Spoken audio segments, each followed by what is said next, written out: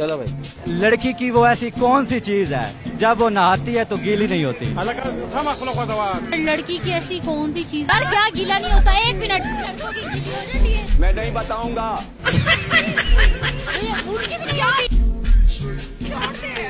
उनकी भी नहीं होती है, उनकी भी नहीं गीली होती है। 1 मिनट इधर खड़ी हो, मैं देखती हूँ। वो लड़कों की वैसे ही हो जाती।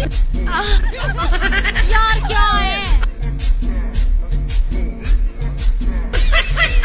हार मान जाए। मैं कपड़े कपड़े बोल रहे हो? क्या पूछ गया?